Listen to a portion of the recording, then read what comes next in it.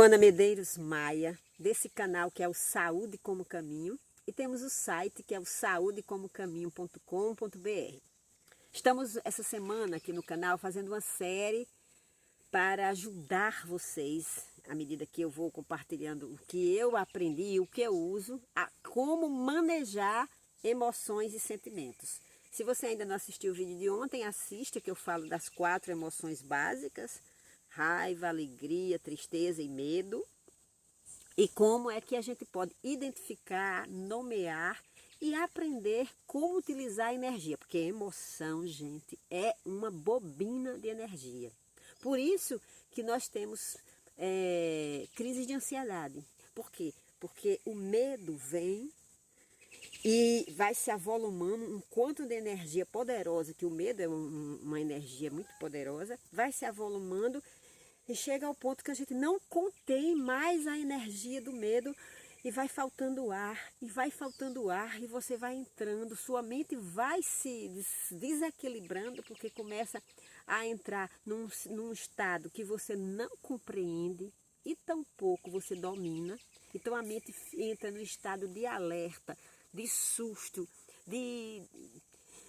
E aí você vai precisar de uma intervenção, muitas vezes, química, né, no corpo físico, seu corpo físico, para conter o estado de desequilíbrio que seu corpo físico acaba entrando, né, com a produção desequilibrada do cortisol e da adrenalina, ou seja, de substâncias que colocam você em alerta. E que pode você, inclusive, levar você a ter um ataque cardíaco, uma crise de ansiedade, né? Porque o coração palpita, você não consegue respirar, então mexe com o seu corpo físico.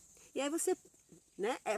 Aí você pode ter completa dimensão do quanto o emocional é poderoso e de como é importante a gente estar no cotidiano percebendo, nomeando, reconhecendo quando uma emoção chega e o que fazer com ela. Eu falei ontem que diante de uma frustração, né, vai aparecer geralmente medo e raiva junto. E depois pode surgir junto também a tristeza. E aí o que é que eu faço com esse trio parada dura, né? Porque raiva, medo e tristeza é um trio parada dura e é um conjunto de energia muito poderoso dentro do nosso organismo, né? Que vai alterar a produção de hormônios, a produção dos neurotransmissores. Olha, vai interferir na nossa química cerebral, por isso que desregula. Então, se a gente quer encontrar um estado de equilíbrio no nosso sistema nervoso, equilíbrio emocional, nós vamos precisar nos dedicar a reconhecer as emoções e os sentimentos que foram construídos, cultivados durante a nossa história e muitas vezes até herdado da nossa família, né? Dentro da compreensão da herança transgeracional. Então você herdou modos de resolver as coisas, modos de sentir a vida, né? Então, como a gente faz parte de um grupo, a gente vai tender a olhar para a vida da mesma maneira e reagir à vida muito parecida. E aí eu vou precisar, se eu quiser me transformar, eu vou precisar reconhecer, perceber o que é que acontece comigo quando as situações inesperadas ou situações difíceis se apresentam no meu cotidiano, como as perdas, como eu falei ontem das frustrações, decepções. Então são nesses momentos que a gente vai precisar de mais sabedoria, mais discernimento, para não se deixar levar por uma enxurrada de emoções e sentimentos que levam a gente para o buraco, né? E pode desencadear um conjunto de desequilíbrios, inclusive no plano mental, e desencadear uma doença psiquiátrica, né? E outras doenças físicas, como mesmo levar você para um ataque cardíaco. Então veja, muitas vezes a gente pensa que se nós compreendemos, hoje eu quero falar para vocês que para eu aprender a manejar esse emocional, eu preciso exercitá-lo. não é simplesmente entender, criar uma estratégia da melhor forma de agir, que eu vou chegar a agir da melhor forma. Não. O que é que eu vou precisar? Eu vou precisar entender como é que como é o caminho, como é que as minhas emoções elas se apresentam, como é que funciona esse movimento emocional na minha vida.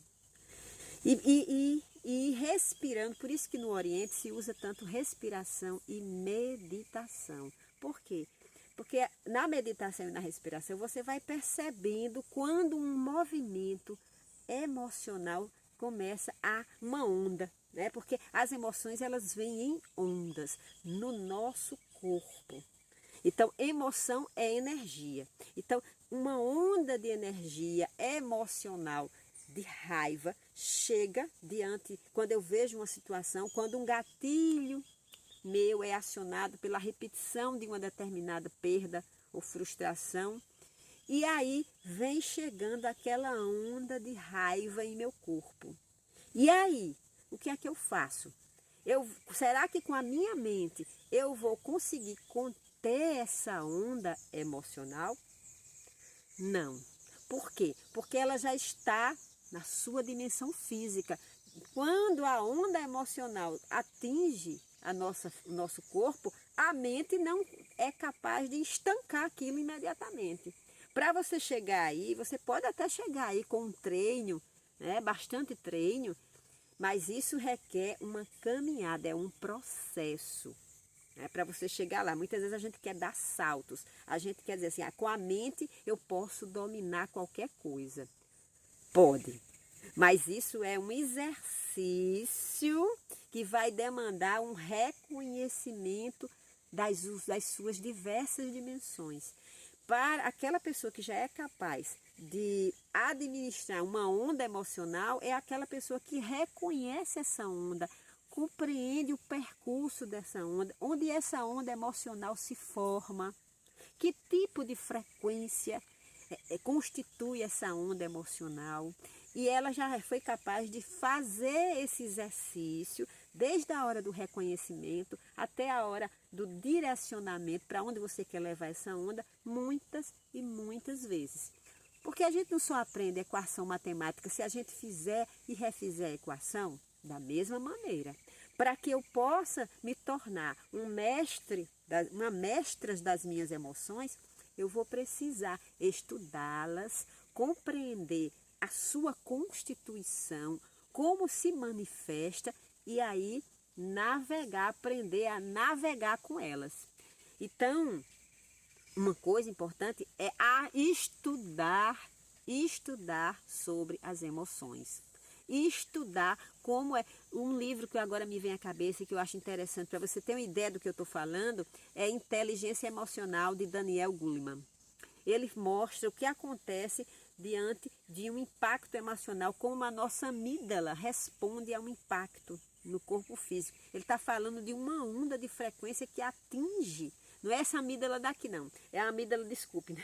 É a amígdala que existe no nosso cérebro, né? Que é responsável de alguma forma, em parte, por esse lidar com as ondas emocionais. Então, você vai precisar estar em lugares, fazer exercícios com grupos que trabalham esse afetivo. E também é interessante estar participando de terapias corporais, né? Não só cognitiva. A cognitiva ajuda você a entender mentalmente, mas as terapias corporais lhe oferecem a oportunidade, através de exercício, do reconhecimento da onda e de como eu posso manejar essas ondas de raiva, de tristeza, de alegria. De alegria também, porque, por exemplo, eu conheço uma pessoa que ela tem muita energia para a ação, para a determinação, que parece a alegria, mas não é, é euforia. Quando a pessoa está tão empolgada, começa a falar demais, começa a agir demais, começa a passear demais, a comprar tudo demais, tudo em excesso, é um sinal, deve ser um sinal de alerta. Por quê? Isso quer dizer que você está produzindo alguma coisa além do ideal para manter o seu nível, né, de equilíbrio emocional bem, né? No ponto de equilíbrio.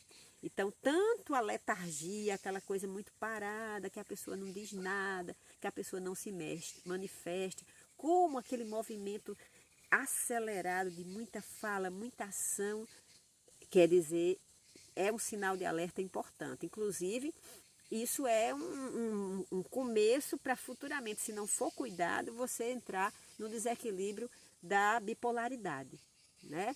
Que o humor muda de uma maneira muito constante, de um pico de euforia para um pico de depressão, né? Por quê? Porque ora você se empolga demais, você fica muito apaixonado pelas coisas, você acha que pode fazer isso, pode fazer aquilo.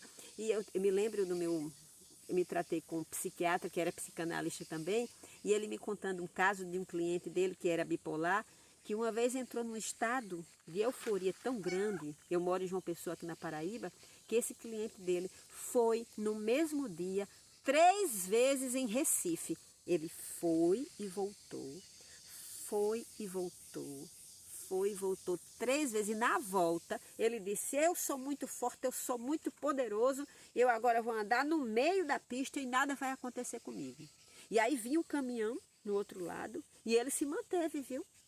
Tão determinado, tão crente ele estava da sua própria força que ele se manteve. O caminhão veio e ele bateu e tudo, e se despedaçou no meio da pista. E aí perceberam que ele estava num estado alterado emocional, ligaram para um médico que chegou no meu psicanalista, no meu psiquiatra, e ele foi lá, teve que ir lá para contê-lo, porque ele estava fora de controle. Fisicamente ele não sofreu quase nada, mas ele estava num processo de euforia tão grande que ninguém conseguia lidar. E aí ele foi para poder ajudar ele a conter ele com o medicamento. E ele disse que trouxe para João Pessoa, aplicou 3 injeções de calmante que não foram suficientes para acalmá-lo, para tirar o paciente dele dessa crise de euforia. Então é muito importante, gente, cuidado emocional é uma questão de saúde, é uma questão de necessidade básica. Por quê? Se nós não cuidarmos, nós podemos nos desequilibrar e entrar em processos muito danosos em termos psiquiátricos. Então, se você quer trabalhar esse emocional, reconhecer, fortalecer, precisa trabalhar isso no seu corpo, né? Que é trabalhar isso no concreto, na forma, tem exercício na bioenergética, na biodança, tem outros tipos de terapia hoje nessa linha corporal que ajuda a você reconhecer esse movimento no seu corpo, tanto da tristeza, da contenção, quanto da euforia, quanto da raiva. E aí você vai tomando ciência de como cada emoção dessa se manifesta em seu corpo antes que você acumule um quanto de energia e entre num processo desequilibrado e adoeça. Eu espero ter ajudado hoje vocês entenderem a relevância de trabalhar verdadeiramente em caminhos que possam oferecer a você a oportunidade de reconhecer na prática, na experiência, na vivência, o funcionamento das suas emoções e dos seus sentimentos, ok? Então, se ainda você está aqui e não se inscreveu no canal, aqui embaixo é bem fácil se inscrever, é só clicar, acionar o sininho para receber as notificações dos nossos vídeos, que são diários. Deixe seu like, faça seu comentário. Estamos aqui diariamente para aprender juntos a viver mais e melhor. Fique com Deus, até mais tarde ou até amanhã.